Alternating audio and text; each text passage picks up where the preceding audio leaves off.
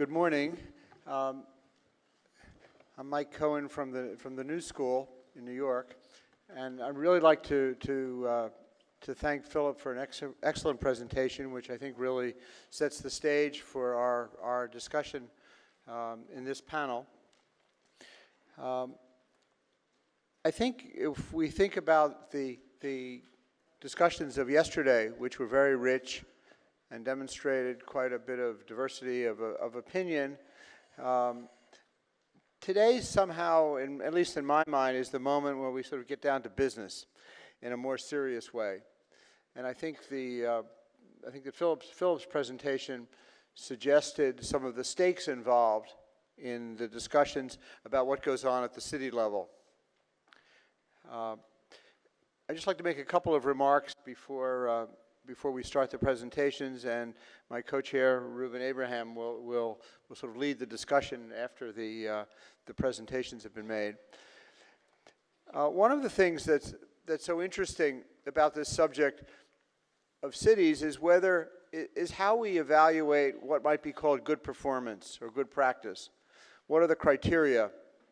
And I think one of the things that's becoming increasingly obvious is that those of us who started working at the city level, and I know there are many friends here in this room who have long experience working within individual cities, I think we've come to a professional moment, and maybe even an ethical moment, in realizing that the criteria by which we evaluate what was good performance at the city level really become global criteria. I mean, the whole question of global survival now, it seems to me, is very much related to what happens at the city level. And I think with the presentations, certainly Karencito's presentation will point in that direction. In some recent discussions in various places, one of the things that I've heard coming out is the notion that how we think about urban land and how we think about space and urban form, in fact, that urban form is a public good. It's not just a result, but it's a public good around which the public interest needs to be, in fact, deeply concerned. It has important implications for equity, who's included, who's excluded, what Ed Soja has referred to as spatial justice. And I think that the question of how we think about land, how it is organized, how it's governed, what are the forms, the spatial forms which result from policy and intervention, how these forms can contribute to broader social values and economic values.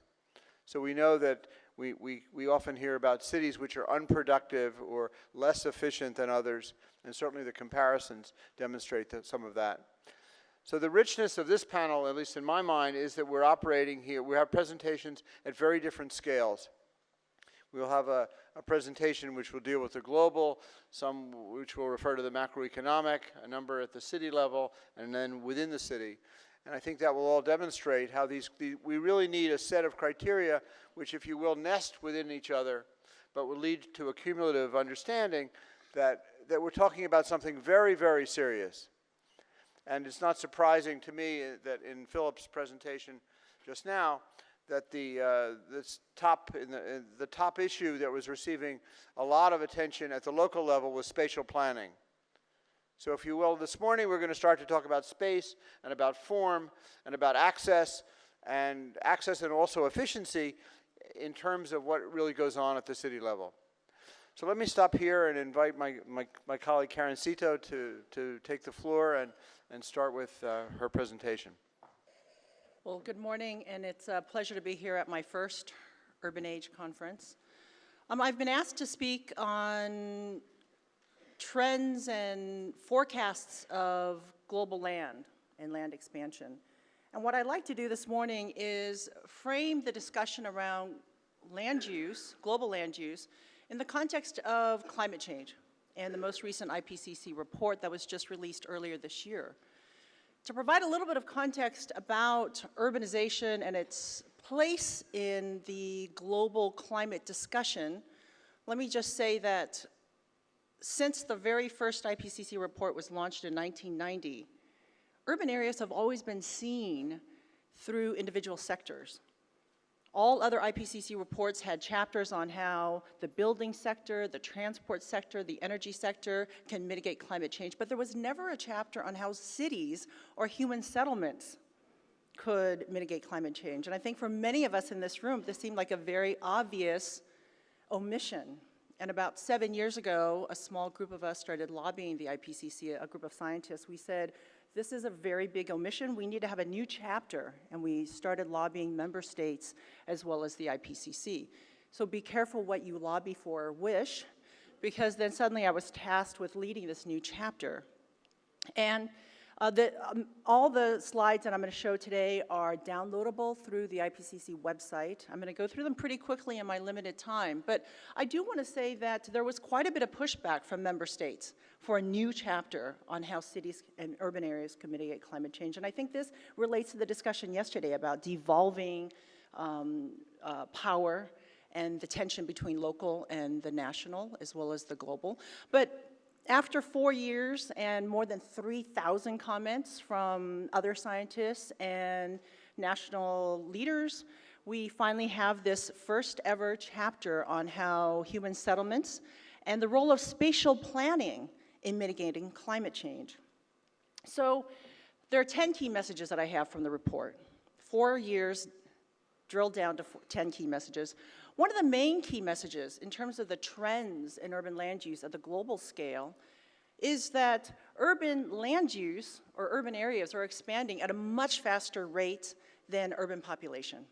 So the statistic that all of us in this room know, that more than half the population lives in urban areas, that by 2100, something like maybe 80% of the population might be urban. So we know a lot of the demographic statistics, but we don't know a lot about the land statistics. And what we did in this chapter was we assessed the peer-reviewed literature. We looked to see what has been published using satellite data, ground estimates, field surveys. And what we found was that all across the board, in every single continent, urban areas are growing faster than population growth. So another way to think about that is that densities are declining, population densities are declining, and that urban sprawl is happening at all economic levels and across all continents. Now, the story is a little bit more complex than that if you drill into the data a little bit. This is actually some work that's been done by my group. We published this last year using two very different types of satellite data to look at whether cities are growing up or out. And without getting into the technical details of what's shown here, just keep in mind that what you see on the horizontal axis is whether cities are growing out over a 10-year period, and on the y-axis is whether cities are growing up, the volume of the built-up space. And what you see here in these 6 African cities is that African cities are building primarily out. A little bit up, but primarily out. If we look at the Indian cities, we see a very similar story. Indian cities are growing up, a little bit out, especially around Delhi. That might be just the Gurgaon signature itself. But then if you look at Chinese cities and a number of East Asian cities, you see that these cities are growing both up and out. And so the story is much more complex than simply an issue of lowering densities all around the world. The second key message, and this is the study that Philip alluded to in his opening remarks, is that there is going to be this incredible window of opportunity over the next 15, 20 years to shape the built environment. Again, we know a lot about the demographic statistics on the rate of urban population growth, but if you look at different simulations and forecasts of urban land growth, it's very clear that we're going to be in a period of unprecedented urban development. And I think this leads, it goes back to Mike's point about this window of opportunity for spatial planning and shaping what these cities look like in the future. However, when we look at what drives urban expansion in different regions, different parts of the world, what we find is that there are very different drivers in different parts of the world. In India, we see that the expansion of urban space is primarily driven by migration and population growth, whereas in places like in North America, Europe, and increasingly in China, urban land use is primarily driven by economic activity, which is not surprising. But this is really important in terms of thinking about what types of policies will actually shape the development of urban land going into the future.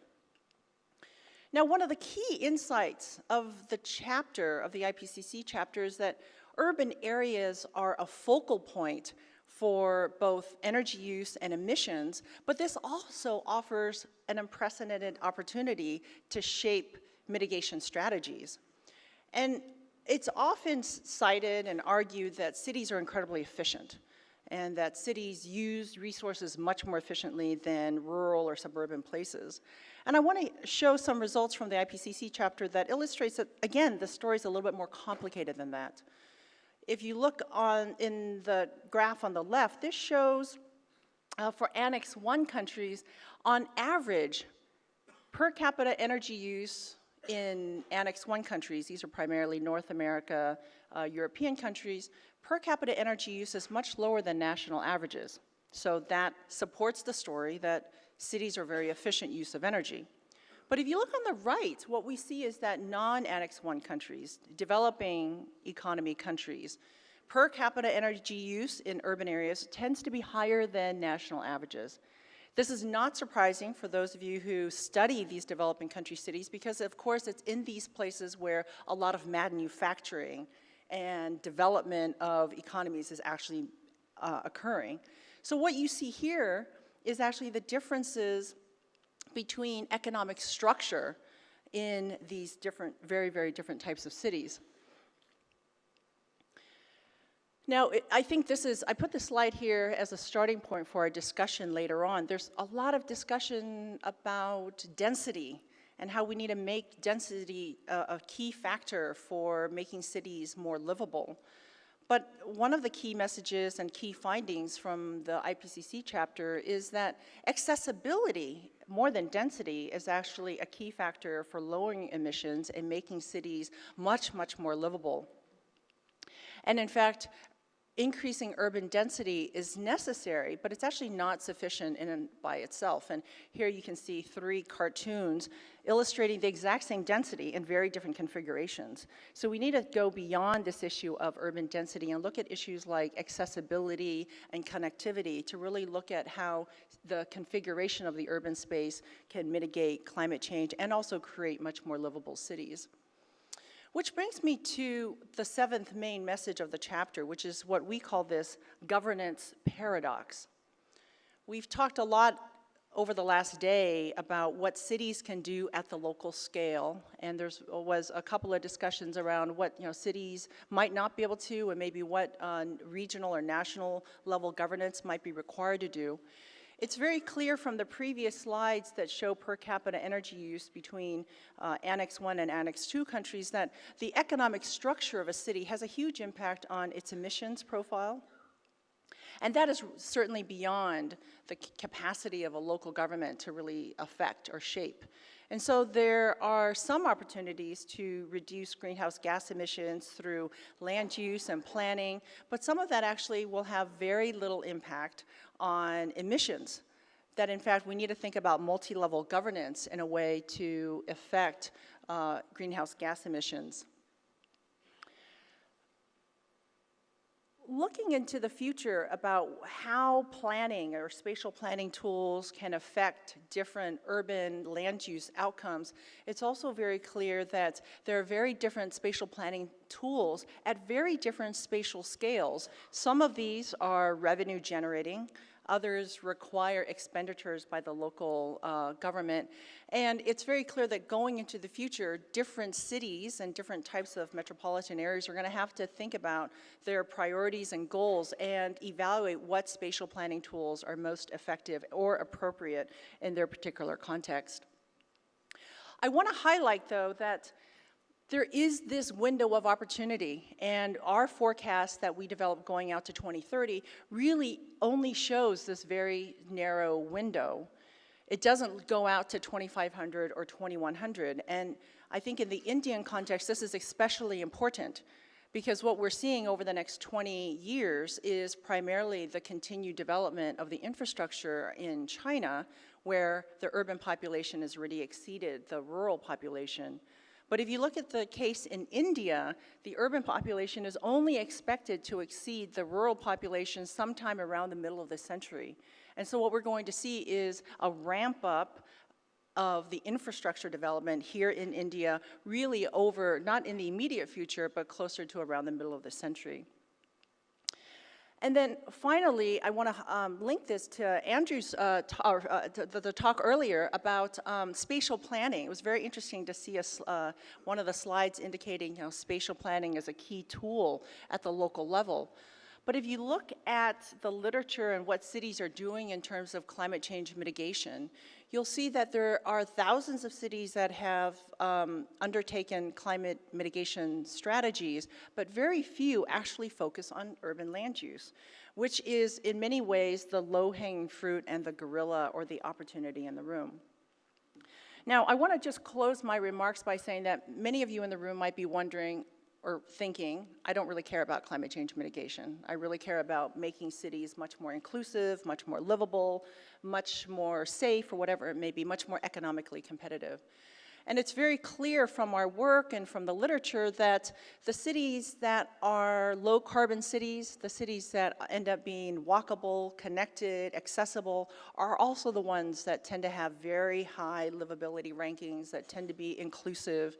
And in terms of thinking about adaptation, something that I haven't mentioned yet, it's also very clear that the way in which a city develops spatially has an effect not only on its emissions profile, but clearly has a very big impact on its ability to adapt to and be resilient to different shocks to the system. Thank you.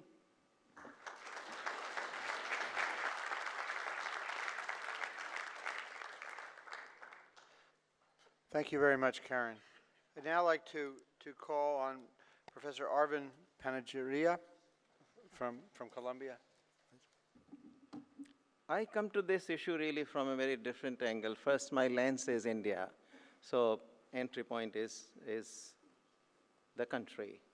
And I see urbanization really as a part of an overall transformation process. So economies, when they start at low levels of income, they grow. Part of the growing also brings in the economic transformation from primarily agricultural to industrial and services. And that process of conversion, both in terms of output, that is the GDP, as well as employment, that is people working, from agriculture into industry and services, is also accompanied by greater urbanization. So in effect, as industry grows, agriculture relatively shrinks, not in absolute terms, but relatively. Urbanization is an inevitable process. And it is from that perspective that I want to look at the issue of land, because at the end of the day, if urbanization is to be facilitated, which again interacts with the process of industrialization and services growth, then you need land. You need space, you need land. So if you're going to build new cities, as the Indian Prime Minister is now talking on a very large scale, his ambition of 100 cities, 100 smart cities, you got to have land. You have to be able to acquire land. Likewise, for the existing population, you might need more space if it is in short supply. And for businesses, you need more space, so both business, the space for commercial space as well as residential space. And then you also want to accommodate migration, which of course means providing perhaps low rental housing for the migrants who typically tend to be poorer, as well as if you're trying to attract businesses, new businesses, you're going to need space. So that's the context in which I'm going to speak about how the challenge of space and land confronts India. So there is an ambitious plan. I think in the next panel, Amitabh Kant is going to come in, and he is really the man behind this in India. But it's an ambitious plan to link Delhi and Bombay through this, build a huge industrial corridor along which there's also going to be then industrial regions, industrial areas, new cities, etc. And all that, of course, requires acquiring land. You can't build cities, you can't build industrial regions, you can't build industrial areas without land, and that is part of India's challenge going forward. Now in India, of course, acquiring land has now turned quite difficult. Historically, there was a Land Acquisition Act from 1894, the colonial days, which had been amended several times, but it clearly had a very serious problem in terms of compensating the farmers generally. But whoever's land was being acquired, the compensation was inadequate. There was clearly cases, some of them very, very well played out in the press, media, of pretty much land grabs by the state, acquiring land cheap and then giving it to the industrialists cheap. And of course, in between, perhaps a lot of corruption involved as well. So there's a lot of pressure for the previous government, the United Progressive Alliance government, to bring in a new act to solve that problem, which it did. This is one of the few, one of the last few acts of the previous government. However, unfortunately, this goes really too much to the other extreme here. In trying to compensate, in trying to move the bargaining powers on the other side, it goes so far that today, at least most people, most sensible people who try to sit down and do the calculations both on costs as well as the time it's going to take to acquire land. The time calculation is that if there are simply no challenges at any level from the protesters, NGOs, courts, etc., and everything goes in a picture-perfect manner, any new land acquisition in India under the current Land Acquisition Act would take easily 5 years. That's a conservative estimate, and of course, if there are other challenges that happen along the way, it's going to take much longer. Monetary cost estimates, those who have tried to do, say they turn out to be higher than almost anywhere in the world. So, under the new act, it is going to be more costly to acquire per acre land in India almost anywhere than almost anywhere else on the globe.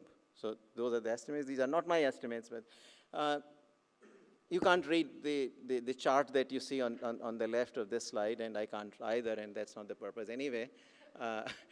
It's simply intended to give the idea how complicated the Land Acquisition Act today is. It just lists various steps that you have to go through, which include, social impact assessment, identification of who is to be rehabilitated and resettled, various clearances of all sorts and all. This is the kind of set of steps which requires about 5 years to acquire a piece of land.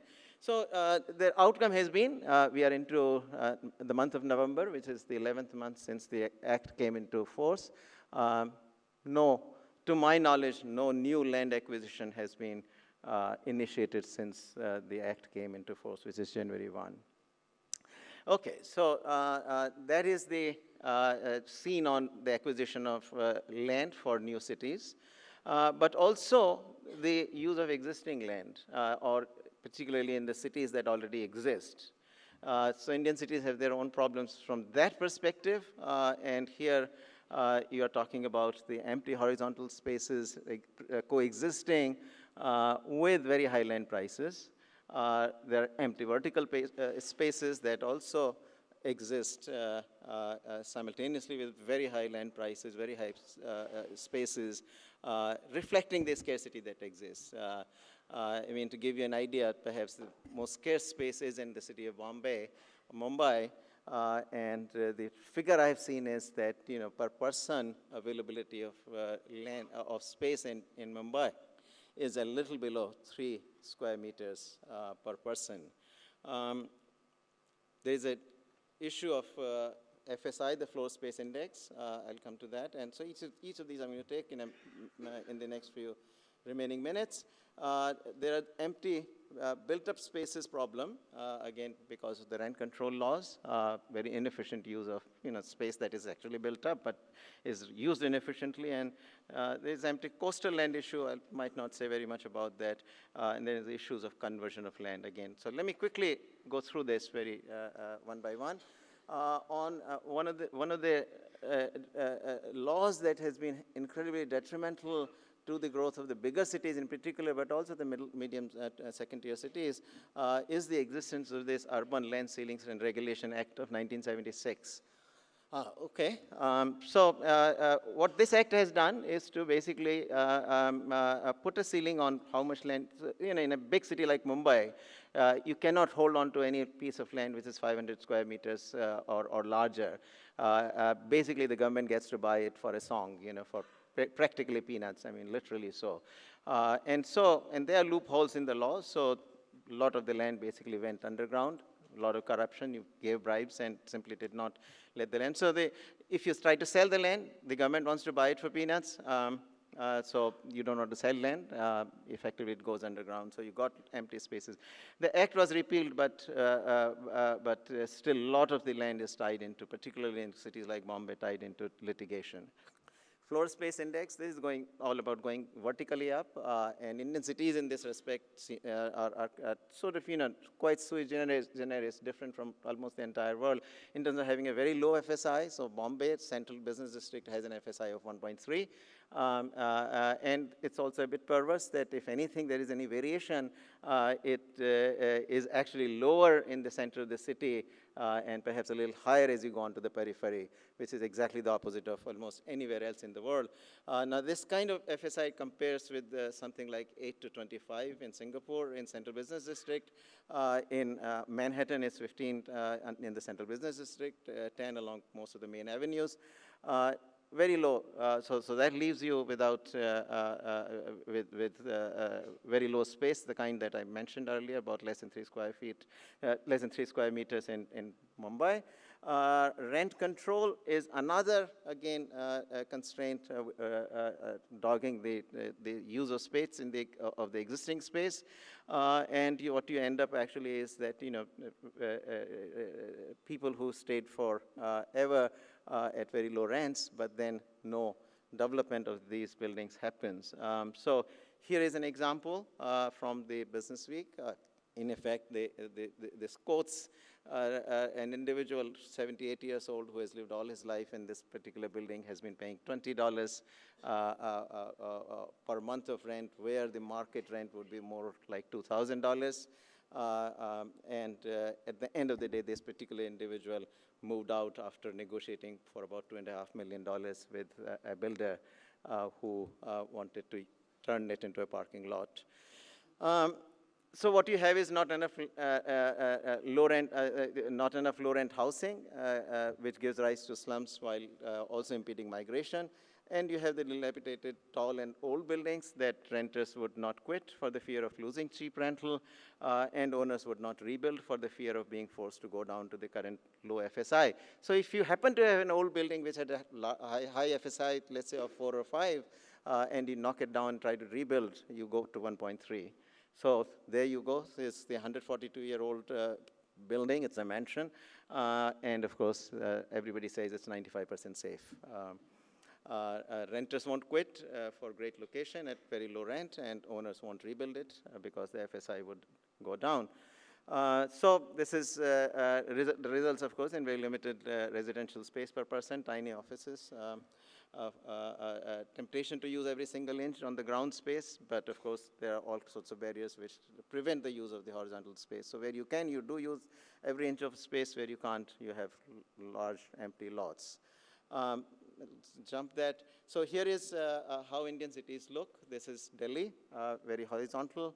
The existing tallest building in India it's being built, but anyway, I'll leave that around. I think you guys gave me the wrong,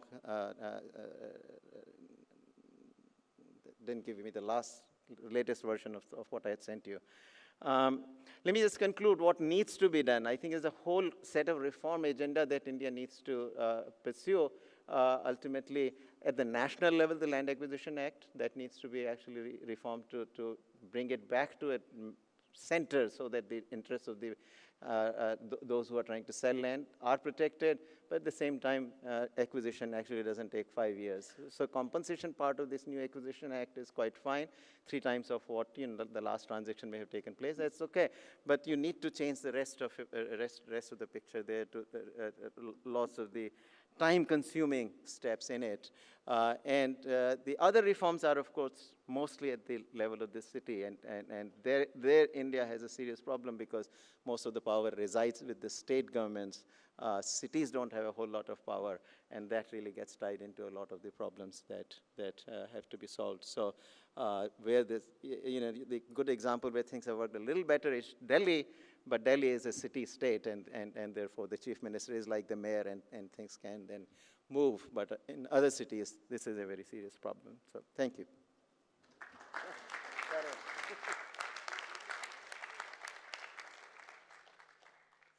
Thank you very much. It's a pleasure to invite Professor Ananya Roy from Berkeley. Good morning, everyone. My brief talk this morning is titled The Land Question, and it's organized around 3 scenes and 3 propositions. Scene 1. On a recent visit to Singapore, the Chief Minister of the state of West Bengal, Mamata Banerjee, declared land is not a problem. Seeking to woo investors from Singapore, she assured the Prime Minister of Singapore that large parcels of undisputed land were available in the state of West Bengal. Scene 2, at the suburban edges of Chicago, amidst foreclosed homes and impoverished neighborhoods, the Chicago anti-eviction campaign undertakes occupations. Its motto is simple and elegant: homeless people in peopleless homes. Scene 3. In a small, dusty town in Tunisia, a young street vendor is harassed by the police for selling his wares without a license. A few hours later, he sets himself on fire. His self-immolation sets North Africa on fire, catalyzing the street protests that have come to be called the Arab Spring. I read these 3 seemingly disparate scenes as instantiations of the land question. The provocation I put before you is that it is the land question that is central to today's urban transformations. Let me explain this via 3 propositions. My first proposition is that the urban question is increasingly the land question. In his influential conceptualization several years ago, Manuel Castells framed the urban question as collective consumption, interventions by the state in the realm of consumption to reproduce the social relations of capitalism. I'm arguing that state interventions in the ownership, use, and redistribution of land are key. One way to think of these state interventions is as land grabs, which of course have been quite common in India. But another way is to consider how the state undertakes the settlement of land, by which I mean how land is transformed into private property. Take the case of the Rajiv Awas Yojana, the so-called slum-free cities policy launched by the government of India a few years ago. Animated by the impulse for social protection, as well as slum redevelopment, Ray seeks to grant legal title to slum dwellers. In doing so, it hopes to transform the quite complex and multiple regimes of ownership and residence that go by the shorthand slum into neat little parcels of cadastral property, and even more ambitiously, ultimately into urban assets with global legibility. It is thus that the poor man will have his value represented on paper. A phrase I borrow from Hernando de Soto, the globally mobile policy guru who has been a staunch advocate of Ray. Land transformed into private property thus becomes the key to generating new types of value, to monetizing the shadow economies of the poor. My second proposition is that the land question is precisely the problem of land. Land cannot be so easily transferred by one executive, say the Chief Minister of West Bengal, to another, the Prime Minister of Singapore. The fantasy of uninhabited, undisputed land is just that, a fantasy. Under what conditions does the state have the capacity to assemble, acquire, and manage land? My ongoing research suggests that we need to pay close attention to the peripheries of metropolitan regions where rural and urban land systems collide and collude, and where urban informality makes possible the territorialized flexibility of the state. Thus, as Fulong Wu and others have shown, urban informality in China, manifested in so-called urban villages, is created by the disjunctures of the dual urban-rural land management system. Rural land is collectively owned, while urban land is state-owned. In fact, rapid land development in China at the rural-urban interface has been actively pursued by local governments capitalizing on land use rights acquired from rural collectives and conveyed at high fees to urban investors. Thus, Michael Goldman concludes that this type of land brokering must be understood not only as speculative urbanism, but also as speculative governance. Studying the role of parastatal agencies, many of them financed by IFIs at the periphery of Bangalore, he shows how the uncertain and complex processes of land acquisition generate tremendous rents for political and bureaucratic brokers. I want to make two additional analytical points here. First, such processes point to what Neil Brenner and Christian Schmid, in their work on planetary urbanization, have described as the global condition of urban transformations. Second, these landscapes are highly uneven. The splintering, however, does not take place at the divide between formality and informality, but rather in fractal fashion within the informalized production of space. As a distinction between elite informality, which is regularized and valorized by the state, often even produced by the state, and subaltern informality, which is marginalized and often criminalized by the state. My third proposition is that as we shift our analysis from the urban question to the land question, so we must be attentive to the quite incredible forms of mobilization that are coalescing around the question of land. Take, for example, the case of Brazil. There, a long process of urban social mobilization during the 1980s and 1990s focused on the right to access and control urban land. Institutionalized as the right to the city in the City Statute of 2001, these movements created a new paradigm of urban planning, including several new legal instruments that make possible the public capture of the social function of property. But struggles over land do not always have neat and tidy institutional outcomes. In Brazil, the city statute and its various tools to redistribute the social surplus from land paradoxically exists alongside a new spate of evictions and dispossessions. Let me give you two more examples of the complexity of the land question and its politics.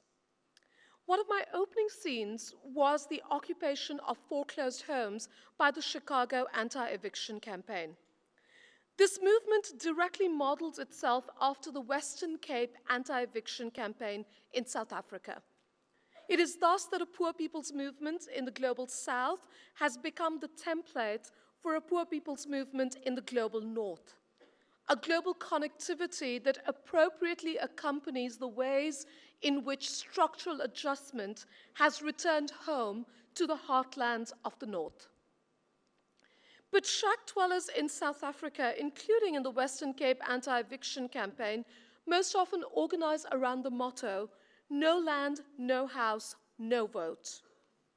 The Chicago movement, in contrast, relies on urban homesteading, using an exception in the Illinois trespass law concerned with the beautification of property. Does homesteading consolidate possessive individualism, that key tenet which binds liberal personhood to property? Or is this type of homesteading a bold assertion of another aspect of property, what legal geographer Nick Blomley designates as the right not to be excluded? Property as the essence of the right to life and liberty, the right to a freer and fuller life. My second example is from West Bengal, the setting for Mamata Banerjee's bold declaration that land is not a problem. It is precisely there that the politics of land has changed the horizon of electoral politics. Indeed, Ms. Banerjee ascended to political power by fiercely challenging the land grabs by the previous left front regime. The sites of such struggle, Shingur, Nandigram, became household names in India. The uprising at Shingur, this audience will remember, blocked the Tata Corporation's flagship nanocar factory, calling into question the massive geo-bribes, Neil Smith's term, which had been given to one of the world's wealthiest corporations. Billed as the world's cheapest car, the nanocar, of course, is a dream image of middle-class mobility in India. After pulling out of Shingur, the Tatars relocated the nanocar factory to Gujarat. Flanked by then Gujarat Chief Minister Narendra Modi, Ratan Tata declared it to be, I quote, a homecoming, made sweet by the conducive and industry-friendly environment. The Modi government in Gujarat had provided 1,100 acres of land, seemingly uninhabited and undisputed, for subsidized acquisition by the Tata Corporation. I cannot end this talk with the image of Narendra Modi test driving a nanocar, although this might be an allegory for contemporary India. Let me instead return to my third scene, the self-immolation of Mohamed Bouazizi, the young and poor street vendor in Tunisia. Hernando de Soto, analyzing that scene, argues that Bouazizi's act, and indeed the Arab Spring, must be understood as a cry for property rights. He quotes Salim, Muhammad's brother, who says that the poor also have the right to buy and sell. We can understand the humiliation of the street vendor as the expropriation of his informally owned property, as does De Soto. But what if the political imagination of property is more expansive? What if the cry on the streets of the world's cities is for more than the right to buy and sell? What if it is a refusal of the extraordinary inequalities of land ownership, state power, and social surplus? This too is the land question of the 21st century. This too is the urban age beating at the doors of our cities. Thank you.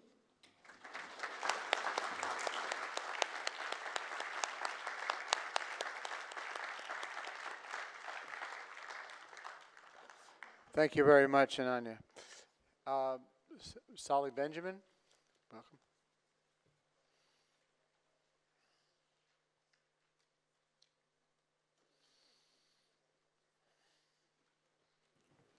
Well, good morning and thank you.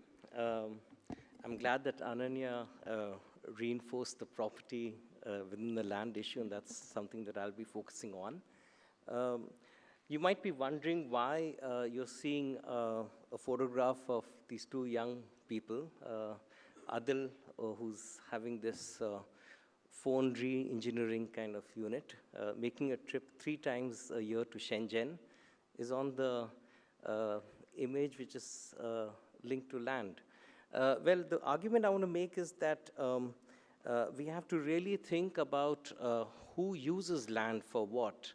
And here I want to argue is that while large developers might use FAR and such instruments to claim their share of property and economy, the rest of society, which recent research is also revealing, that makes for most of economy, about 85% of it, use tenure and tenure forms to claim their share. And therefore, it's important to get into the nitty-gritty of these kind of spaces which make up the bulk of the city, and then to understand the kind of conflicts that we are talking about. Let me just see how to use this. Yeah, thank you.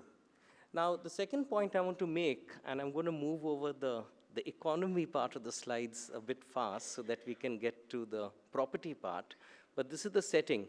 We're not talking about a small, cute local place, and we talked a lot about that yesterday, but rather about spaces which are globally interconnected.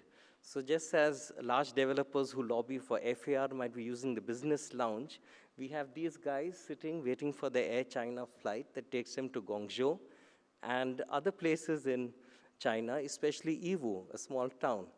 My point is this, that we are seeing a form of interconnected futures, and I was asked to talk about India and China.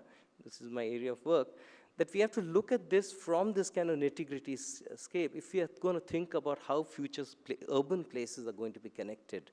And here the key issue, which is the second point, is how to materialize forms of tenure as a way in which property gets used by those of the who constitute most of the people living in urban areas. And thirdly, the idea is to conceptualize urbanization as a density of tenure as it disrupts and also circulates capital. So while we have land grab and gain as one form of tenure grab and gain, I suggest that concepts like occupancy urbanism is a way of trying to think through that kind of politics. Finally, I think the need to do more closely grained research to reveal these nuances, because it's only in the nuances that we understand the kind of political spaces and terrains that are contested over.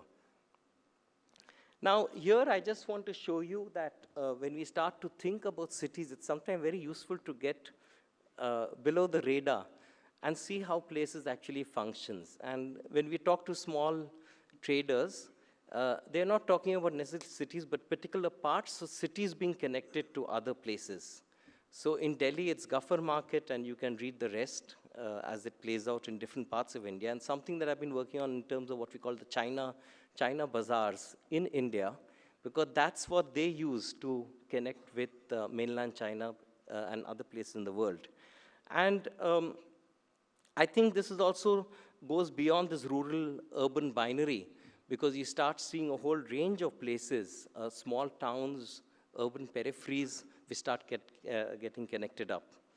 And here's the image of one of them, just to give you a sense of it. And this is the other point, that even when we go to a place like Shenzhen, it's very attractive to go along the main boulevard. But the actual range of action might be happening somewhere else too, in some of the warehouses which have been converted into the huge kind of markets where people go to buy specialized electronic components. And here I want to come back to this point that when we are talking about these kind of economies, it's a kind of a skilling process which is premised on forms of repair and toil and innovation that go beyond copyright, patents, and IPR. Stuff that you would find corporate finance seeking to wreak out the surpluses which are being generated by these people. And I think here this is important to take a closer look like. One of the things that, if you think about the form of this economy, this also goes beyond brands. So even though there might be a label saying made in Korea, when we actually do the ethnography, we're not sure, because only part of it is made in Korea and another part is made in the outskirts of the ports of Chennai. So in a sense, we are talking about where there is this kind of co-production at a trans-global level, and important to locate in what I would now get into, which is the main point, is in forms of tenure in the way land is put together into a low-rise, high-density kind of a space, if you're talking in spatial terms. And I think that's an important point, because it brings together both density, accessibility, but also form a sensibility of an economy that relates to the masses. The previous one showed parts of the Delhi Development Authority regulatory system, which allowed for regulation and regularization of land, which is coming out of a politicized process rather than quote-unquote top-down policy mechanisms. And that is the point that I want to make, that if you look at this next slide, these are forms or ways of getting electricity into areas which higher levels of government might designate as being illegal. However, these are the areas where the economy actually works, and it's to do with what kind of power loads you can get, but also using the bureaucracy, as you can see, and I'm sure there are a lot of bureaucrats here who would associate with this. You know, cases which were booked and unauthorized costs after so-and-so date shall be kept pending until further instructions. And obviously, that's the kind of political space that these people mobilize based on tenure.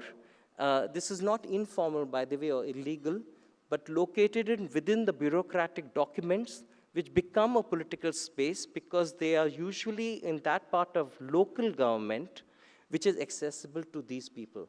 This is deeply threatening to corporate capital because it means that these groups who are producing these goods, which are being connected with China, in part made in China, are sitting on space which otherwise they would have got through FAR and likewise instruments. So sitting on land in complex tenure forms in a high-density, low-rise apartment, which makes for a very efficient city form, is intensely political in terms of the kind of tenure claims that you're laying over here. I don't know how much time I have, but this is a kind of a key figure. It might seem complicated. 2 minutes, thank you. But it's very simple. On the top one, you have rates of land value. In both the cases, they're showing a rate of land value increase, essentially some form of economic productivity happening and property being used. In the top one, you're having singular forms of tenure established usually through land acquisition, which goes for a SEZ or large mega projects, and maybe this hotel-like places like where we are all now. And the surplus is actually going into that part of the economy. When we look at the lower part, and if you remember the previous slide of electricity regulation, what you have is several claimants, like all of us who walked into the room and sat on various chairs, getting a part of some of these, which then go into funding the economy. The usual approach to thinking about land, when we're talking about land, is economic development by richer groups and housing for the poor. I'm trying to say that this is a kind of split in the way of ghettoizing the poor into housing and often resettled in parts of cities very far away, 30 kilometers, but allowing then productive space, quote unquote, to be used for people whom we assume are going to be more economically productive, and only those are globalized. I think we need to reverse this kind of perspective to look at where the real economy lies, who's getting the surpluses from the tenure, and tenure is essentially a way to understand conflicts over property. Now, there might not be enough time to get into this, but I think these give you some sort of a listing of trying to understand ways in which we can think of economy at this scale and this sensibility of understanding the urban. And we can also therefore think about how India and China, both which have complex land regimes and which we were seeing being connected through the trading networks, can be also thought about in the way local governments engage with land through a bureaucracy, a politicized bureaucracy. So I feel this argument that China is not a democracy in India is one that's a false binary, like many other binaries are, which actually remove the kind of understanding of this kind of nuanced politics in the way it is claimed. Now, I'll just quickly, because I think I probably just have a minute or so, I just want to point out, I was also asked to talk about ghost villages. And there are several works, and the top image shows you a case of Chinese village demolition. But the way it was stalled was also using the bureaucracy, just as what happens here in India. So with that, I'll like to thank you all, and thank you for inviting me here.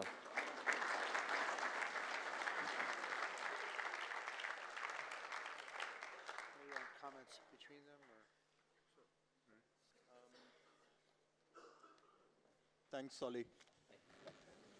So what we'll do is maybe we'll have some questions from here. Maybe if any of you want to respond to each other's presentations and then open it out to the floor. But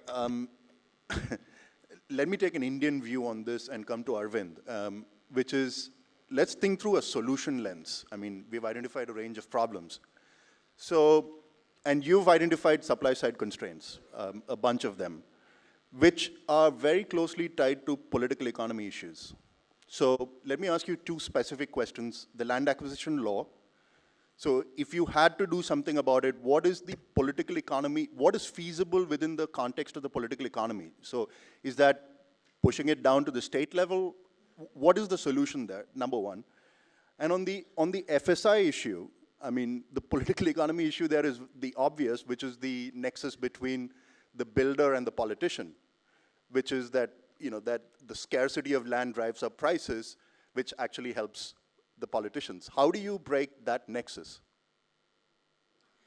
Yeah, I mean, first one I'd say I would work on at both levels. If the central government can, I mean, it does sit with a massive majority in the parliament. They have been mandated to bring about the change, and Mr. Modi did fight the election on development and growth agenda. So if he really wants to do it, probably do it at the center. That isn't sort of, you know, that is the level at which you do one reform and it happens in the entire country.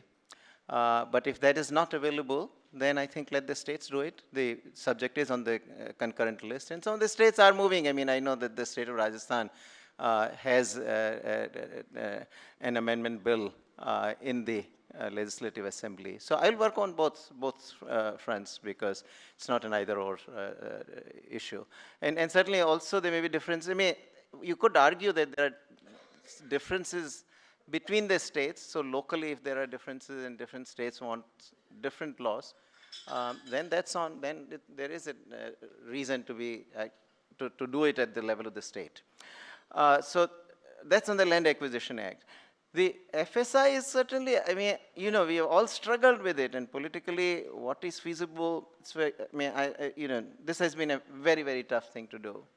And I certainly don't, I mean, I don't know what the solutions are. So anybody else in the audience, et cetera, has solutions. I mean, just technically, we know that, you know, at the end of the day, I mean, I live in Manhattan, and I certainly see that, you know, space is a lot less of a problem in Manhattan than it is in Mumbai. And certainly, you know, people living in both residential as well as having commercial spaces that have much more liberal spaces. So, and Bombay in particular is what was driving my thinking, is that geographically and topologically very similar to Manhattan. And a lot of the problems in Mumbai are really sort of man-made, but I don't know what exactly is the solution. Politically, it's a tough problem. Okay, so, I mean, if there's somebody in the audience who wants to jump in on this later, happy to. Ananya, a question for you. You talk about inequality of informality, right? So what is the solution there? I mean, is the solution, do we look at it through a rule of law sort of lens where you don't have that inequality and that rule of law applies equally to to both sets, I mean, whether to the poor or the rich? Or are you suggesting that the entire social contract needs to be relooked at?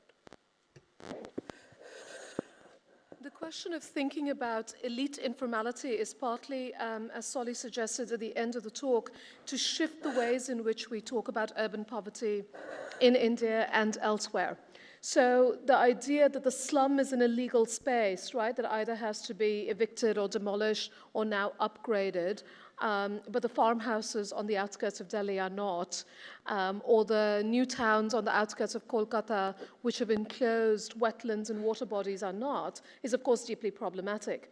And I think you raise a very important question about whether that requires a rethinking of the very basis of the social contract that underlies spatial planning. I think at the very least, there has to be a recognition of the various kinds of elite informalities and illegalities, much of which produce the urban and suburban sprawl that we are also concerned about. But the emphasis also has to shift from concerns about urban poverty defined only in terms of the illegality of the poor and therefore housing solutions for the poor to thinking about the central role of the urban majority in the urban economy, as we heard a bit from Solly. Okay. I have a question for Karen. I understood in the IPCC report that there are also projections about the impact of future city building on emissions, and I've heard you speak about that before. I wonder if you could share that, comment on that issue. Well, what we hear about a lot in terms of energy use in cities is the energy that's required to operate a city. But there's a lot of research on the energy and materials that are required to construct the built environment. So in the buildings chapter of the IPCC report, one of the key conclusions is that in the 1990s and 2000s, or first decade of the 2000s, the embodied energy, so the energy that was required to construct the built environment, to mine the materials, to transport the materials, was actually half of the total energy required to actually operate the built environment. And if we think about the business as usual scenario, if densities continue to decline all around the world and we continue to build cities in these low density, single family homes, et cetera, what we're going to see is that the energy and materials required to construct the built environment will actually exceed the 2-degree target. Now that's a very depressing result. But I think what that leads us to really think about is what are alternative scenarios of urban development that does not lead us down this path of business as usual. So one of the implications would be that if we're really talking about 100 new cities in India, simply the emissions from the construction of 100 new cities in India would contribute very significantly to the problem of emissions and global warming, and climate change. So I think, and this is a more generalized notion. So for me, anyway, we've all heard so much about their demographic projections, but if we actually tie it to the construction and the energy and the emissions coming from that construction to house the billions who are coming, right, over the hill, here they are, they're coming, we're going to do ourselves in. So it doesn't mean simply that managing the land in spatial form is enough, but we have to really rethink the whole nature of the built environment also. And that obviously has implications back into the economy and society and the kinds of things that Ananya was mentioning as well as Arvind's comment. So my interpretation of that observation is that we have to think inside out. We have to think about what's the impact of the city on the global if in fact we're going to have the city in the future. And I think that's for me anyway, when I realized after listening to you in a previous situation, I became very disturbed because I think the stakes are much more serious than normally the urban community takes into account. And here, I really want to emphasize the role and the strong link between adaptation and mitigation. Because again, I think for many people in the room, I imagine, and many of the people I talk to don't care about mitigation, right? Because it's not immediate, it's a global problem, it's a global commons problem. But adaptation is something that cities all around the world will have to really confront. And it's very clear that the way in which a city develops, especially the urban form, will have a very big impact on how these places are able to respond to and also adapt to climate change and other shocks. Thank you. Maybe we should. I just wanted to add to that. You know, the second slide of. Sorry, will you just come closer? Yeah, thank you. You know, the second slide of Arvind's, which showed the image of Shahjahanabad in Delhi And you had a slide which showed different configuration of built form, the tower and then the single unit suburban kind of housing and the middle one. If you think about, what Charles Correa was sort of famous to propagate, low-rise, high-density, but also coming from the early Garden City movement in terms of this Mark I and Mark II towns, which talked about a build form which was about 4, 5, 6-story high. You already have that in places in most of our Indian cities, which are high density, which are compact. You talked about accessibility. You're having mixed land use. Now, the issue is this: if those are not recognized as being significant, then you have urban renewal using FAR to demolish those and build up new towers which require more open space, and using precisely what you just said, the new construction, the energy embedded in the new technology. Think of the social cost and of the people displaced, because now all those people who had businesses over there, if I'm going back to an earlier design, my earlier profession as an urban designer type, you would have them dispersed and then traveling to see the kind of congestion which some of us couldn't reach this place in time yesterday evening because of the traffic congestion. So you're talking about increase. So even if you take a normative role, I think issues like FAR and these kind of regulatory mechanisms have to be located in what are the existing textures of the economy of city of built form, and what are the political consequences of rechanging this. So, yeah, thank you. But sorry, what's your view on in situ rehabilitation? I mean, it seems to be the problem is rehabilitating away from the place of work. I think the existing interpretation of in situ, which is perversely become very different from what we understood it in the 70s and 80s, where you did it on an as-is basis. What's being currently popularized through the Bombay, the SRA and SRS system, is to displace people with the assumption that you're going to have this 14, 15-story high blocks, which gets you precisely in the problem, rather than what you also have is a middle level stuff. You take Kowloon or any of these cities, I'm not talking Hong Kong Island, but Kowloon, where you're talking about the kind of density which you do require, which is already there. So my plea is to go in a much more sensitive way, and those are the kind of places which house the businesses that I showed, which now have a trans-global structure. So I feel it's extremely dangerous to be able to completely rework territory without understanding what already you have. So if I list at least our major Indian cities, Chennai's Georgetown, Delhi's Shahjahanabad, Dharavi in Bombay, Bangalore's KR Market, Shivaji Nagar, these are all dense environments where you have policy processes under the guise of urban renewal and some cute heritage additions, seeking to completely rework with hugely problematic consequences. Right. Arvind, you wanted to come in. I don't know, sorry, whether this is the political economy of it which worries you, or it is the simply non-doability of it, because I think of Manhattan has been built and rebuilt 7 times at least in the last 150 years. Singapore constantly builds and rebuilds. Maybe there is something in our DNA that we don't like it. And density is one thing, but having space is another. I mean, you can, density per square mile is one idea, but how much space have you got? I mean, take Shanghai. I mean, early 80s, about 3 square meters, 3.5 square meters per person, per resident. They do have a lot more, at least, 3 to 4 times, 5 times of that space today. Simply because they did rebuild, they did go up vertically, and you created space. So, I mean, if one takes that, look, we can't really disturb the status quo, then at the end of the day, there will be no development or growth either. I mean, we sometimes think that everything has to be completely painless for everybody, but that's not how development takes place, unfortunately. I mean, it is a painful process. And you can look at it at the family level. I mean, my grandmother really suffered, and my father, so that my father suffered less, and I suffered even less.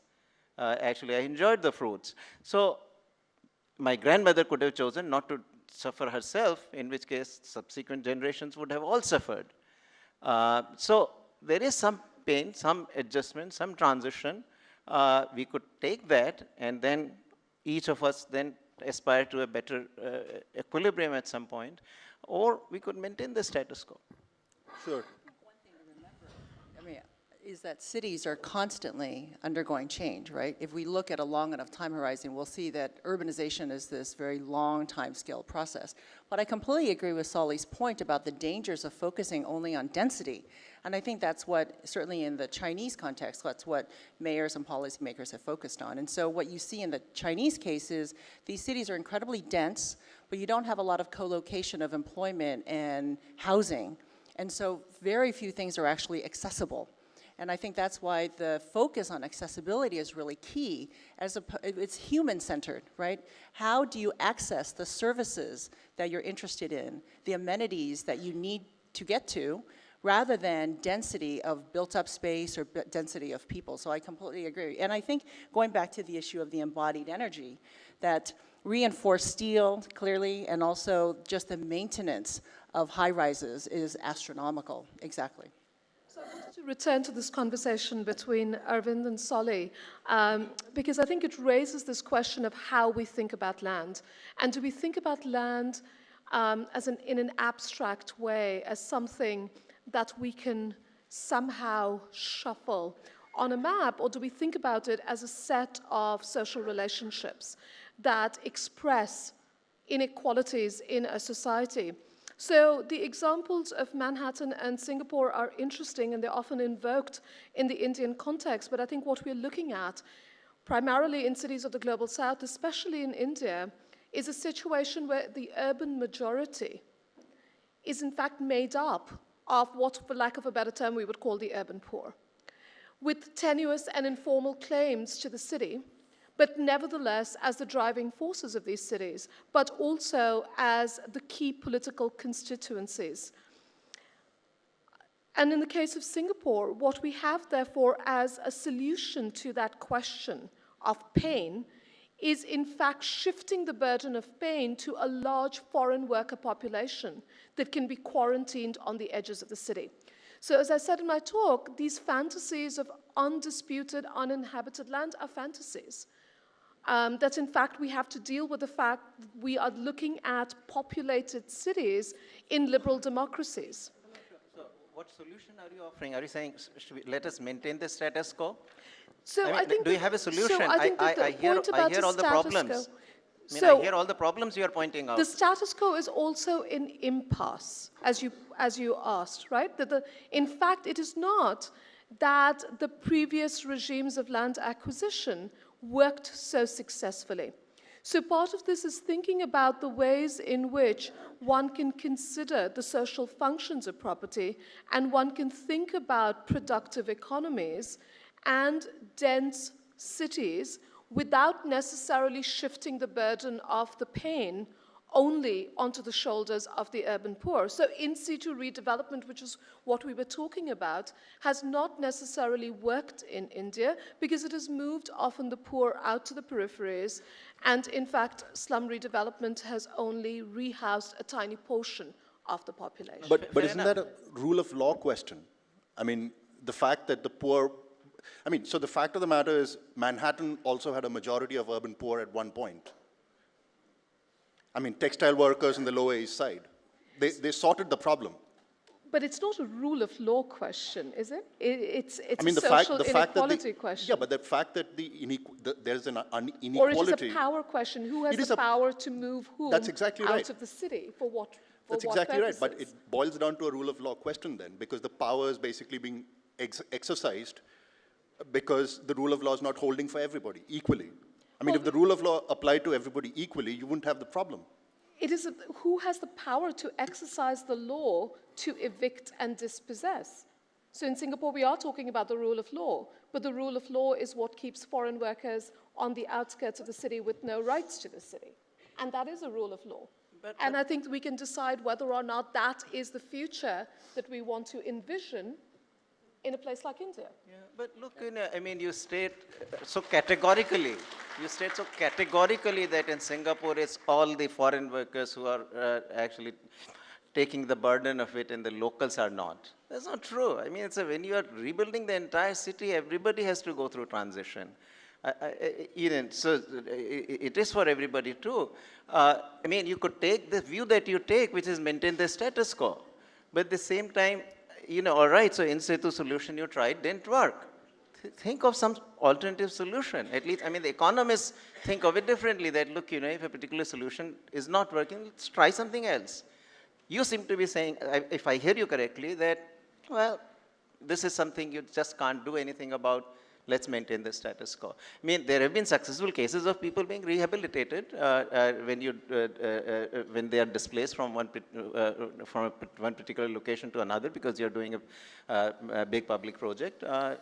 And you learn from those experiences and try to then emulate those elsewhere.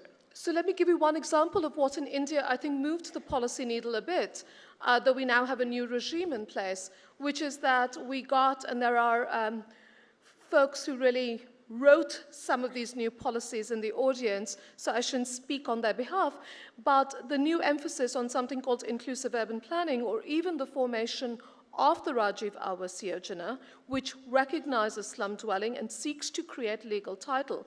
There are problems associated with it, but the recognition that current forms of spatial planning were producing and exacerbating inequality, and that what India needed was a recognition of the right of the urban poor to be in the city, to recognize them as a key part of the productive economy, not just as a problem of low-income housing. That, I think, was in fact a challenge to the status quo.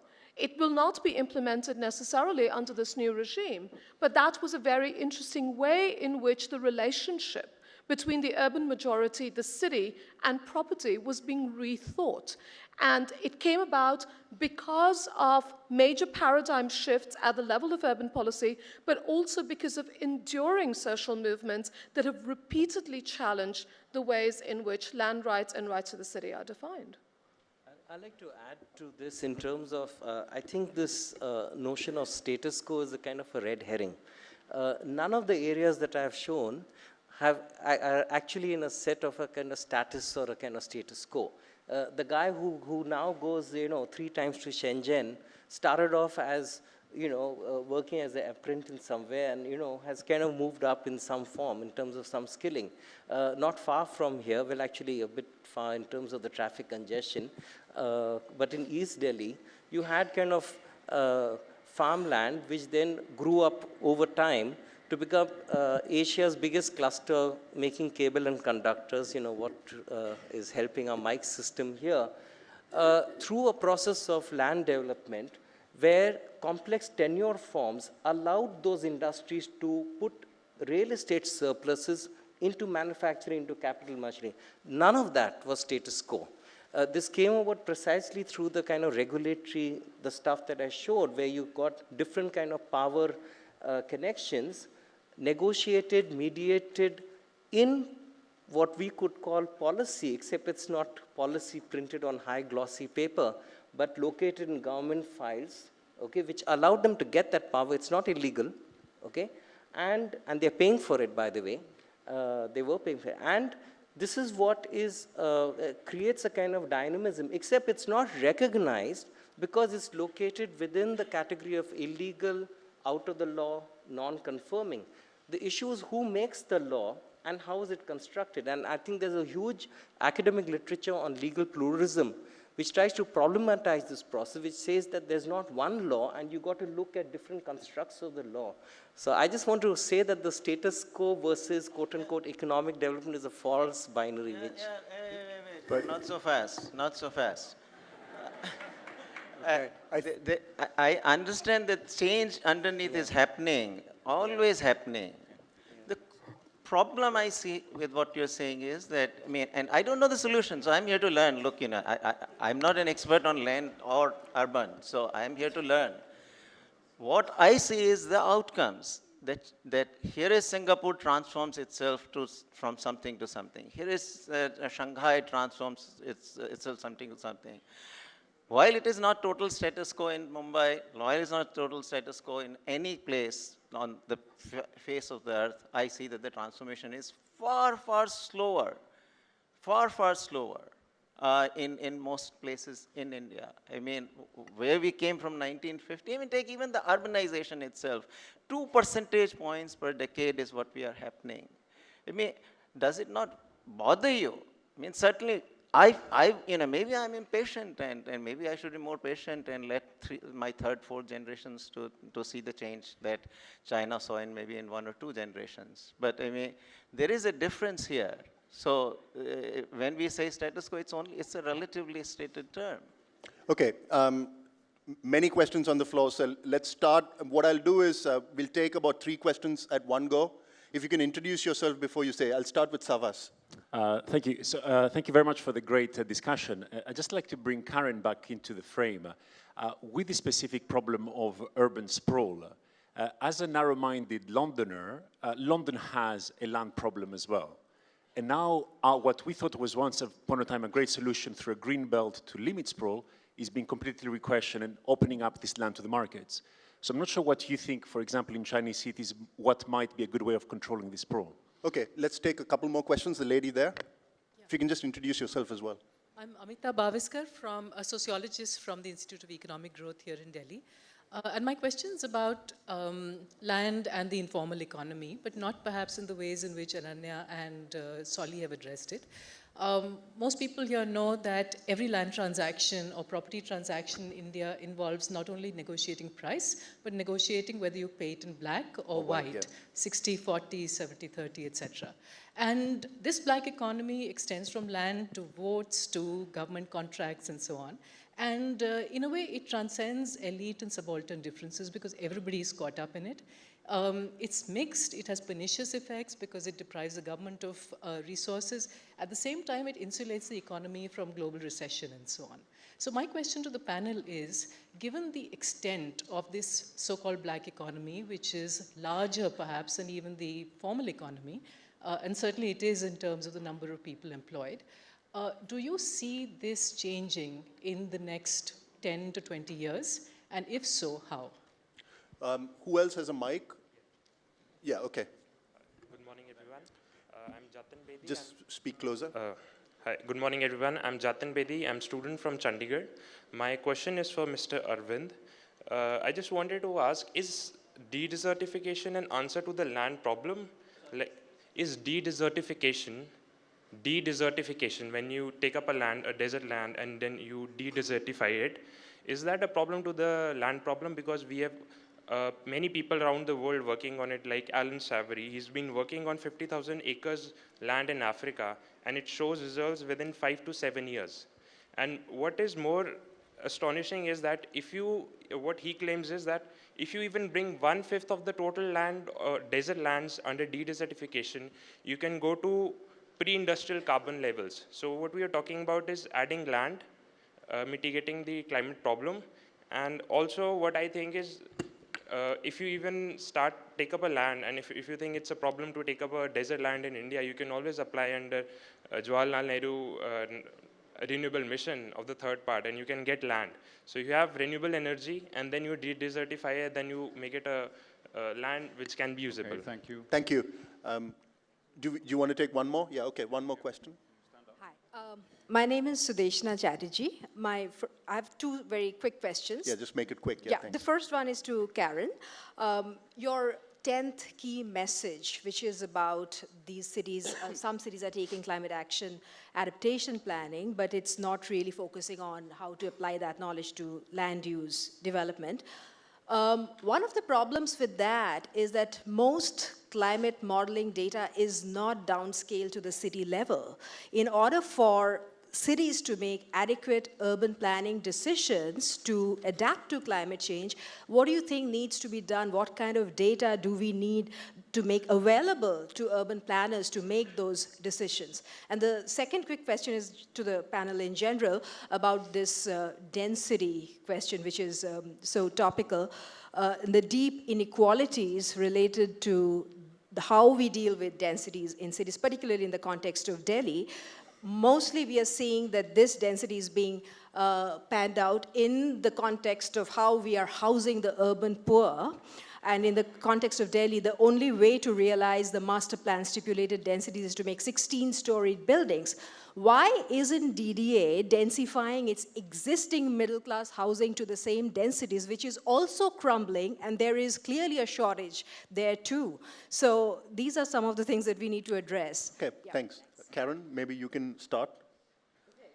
How to control China's sprawl? Well, first of all, it's very North American-centric to call China's development sprawl. I wouldn't call it sprawl. I call it inefficient land use and lots of other things, but it really isn't the North American style of sprawl, so that's one thing. But I mean, I think one of the key issues in the China case is that land has been used by mayors and many other policymakers as their personal bank. And I think that's one of the key ways in which to change the land use and especially the urban development patterns in China. That's the short answer. In terms of the question about the last slide, so just a clarification, that last slide was about mitigation strategies, not adaptation strategies. And so there's a lot that we know about adaptation. That slide was about mitigation, though. But there's a lot that we know about adaptation that doesn't require downscaling of climate models. I mean, this is one of the beauties of science and scientific enterprises. We can develop hypotheses and test them across multiple case studies.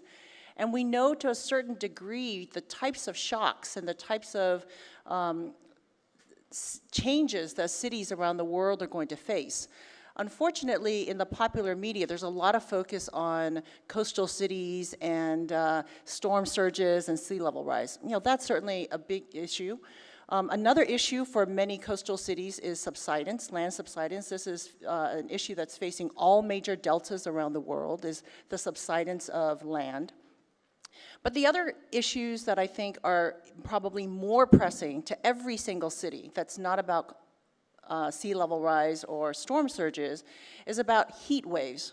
And I think for many cities in India and many cities in China, what we're going to see is an exacerbation of very, very hot days.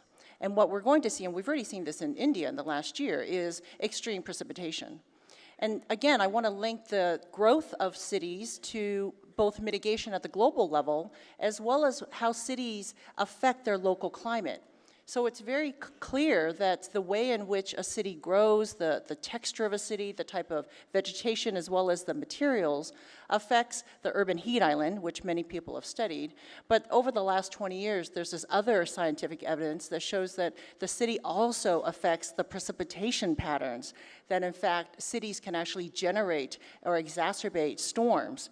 And so I think in terms of how cities can adapt, again, I think the issue here is that we don't need better, downscale climate models, as well as understanding what are the range of different shocks to these cities and possibilities or strategies for adaptation. Do you want to address, either of you want to address the, okay, go ahead. Well, thank you, Amita, for this question. I think this is an important one because normally when we start to look at land markets and the way they operate, and especially for the kind of territories that I was showing, the usual argument happens that you're sort of blaming the politicians, blaming the land mafia, and blaming the poor. The point is that, I mean, there's one part of the answer, and then what we forget are the kind of tax breaks that are given to SEZs and the IT and geo bribes as needed. But the more specific question is, the specific issue is that, in the kind of industrial area of East Delhi, there was a famous Vasant Committee report, and I'm hoping that Jagan will sort of dig this out, which looked at unauthorized electricity connections, which were linked to the kind of tables I showed over there. And there the negotiations with the DESU, which was under the municipal body, was in terms of how to regularize these connections.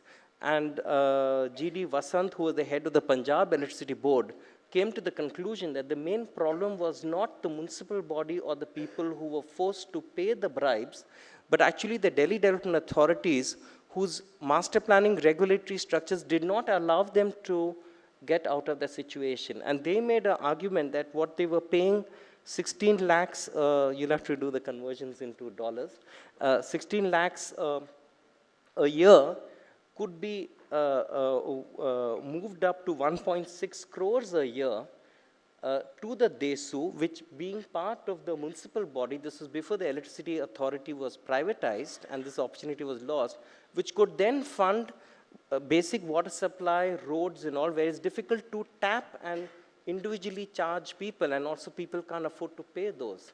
So in a sense, what I'm pointing to is this, that this notion of black money and illegal corruption is a social construct, and there are mediated forums which were there at some point in this city, which today under the guise of privatization and all have been lost.